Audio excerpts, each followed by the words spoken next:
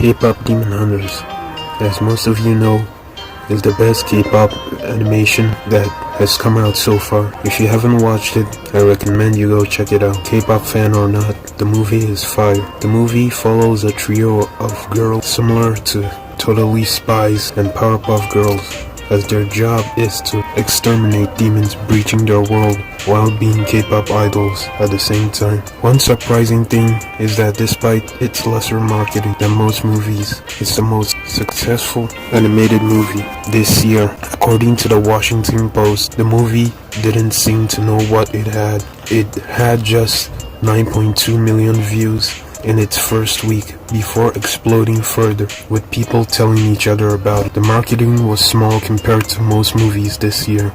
This shows that a specified audience can do more than the marketing. Places are saturated with K-pop fans, which is the obvious target demographic for the movie, and the visuals is as good as Spider-Verse, which will attract non-K-pop fans as well. That's pretty good! And one thing too is the fact that people are sick of live-action remakes. So seeing this movie's trailer was a breath of fresh air for most people. Some people saw this and just watched it because they were initially attracted to the animation. Currently, the Sony Pictures animation trailer has 7.5 million views, which isn't a lot. The Netflix one has 10 million views right now, so I have no idea how many views it had when it first launched. The movie itself has more than tenfold of the two trailers combined. The audience promoted this movie than the studios did.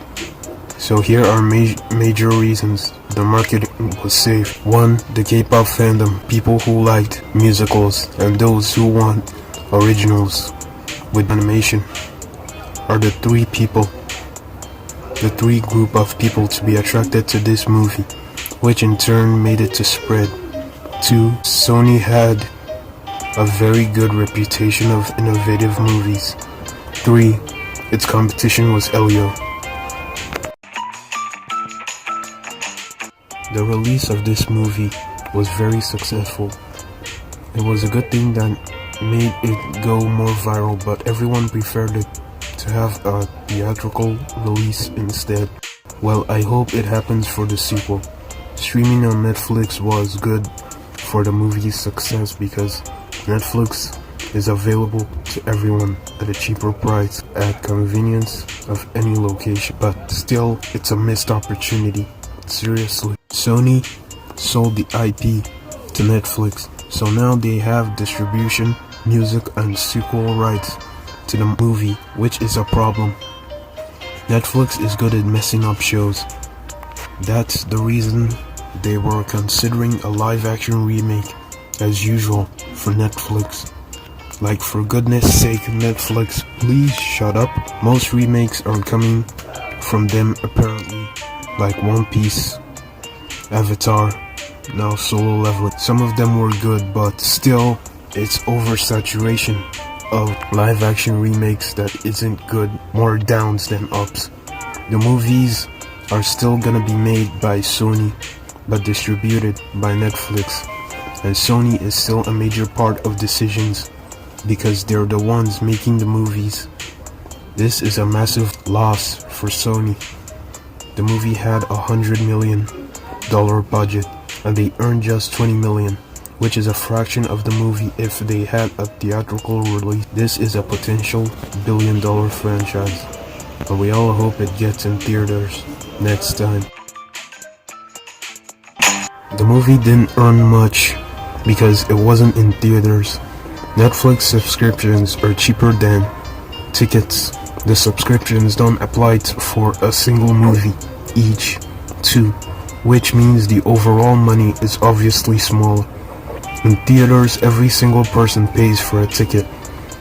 Multiply that by millions of people worldwide, and for sure it's a box office rocket. But as for streaming, tons of people watch for free because families and friends share the exact same Netflix subscription packages. If someone pays $22.99 or $7.99 for a monthly subscription, many people can benefit from this subscription without paying.